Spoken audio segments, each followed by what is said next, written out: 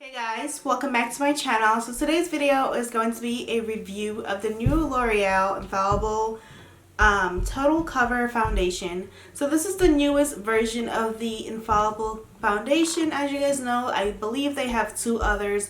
One is the matte one that I own and I love, and the other one is more for a dewy look and for people with more dry skin. So this is the newest version. It is supposed to be a full coverage, and it is a full coverage, guys. It is definitely one of the most full coverage foundations I've ever used from the drugstore. It is very rich in pigment, and I think it gives a very flawless look. I am wearing it today, and I think it looks absolutely gorgeous. So I'm going to tell you guys what I thought about this while I was applying it. The first thing that I noticed was it came in a smaller tube than the other ones, but the way it kind of formed here to this little tip, I thought it was pretty cool. One thing I did notice was that because it is such a full coverage foundation, it is actually really thick, and you have to squeeze pretty hard to get the product out, but once you get it out, it is very thick.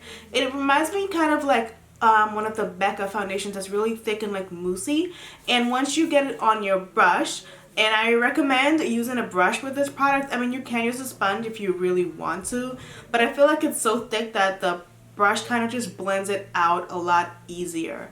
I don't know, maybe it's just me, I don't know. But yeah, so I blended it out with my brush, and I felt like it would just give the most flawless coverage. It covered every single thing. Now, the thing that I noticed with most foundations that are very thick and full coverage is that it's very hard to find your exact shade.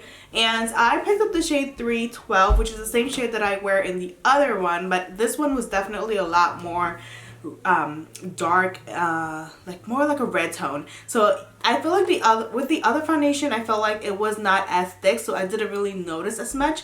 But with this one, since it's so thick and full coverage, I definitely see the redness a little bit more, and it definitely is.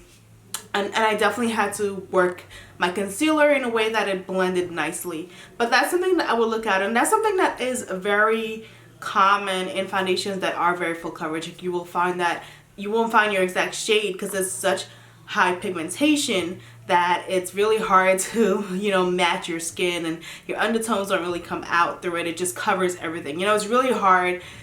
In general, most times a foundation that matches you really close, but it's not exactly your color. So when you have something like this that's full coverage, it's definitely going to be, you know, a little bit more work in terms of getting it to match nicely. But definitely use your concealer and your contour and your bronzer to help it warm up to your skin and just look really nice and flawless.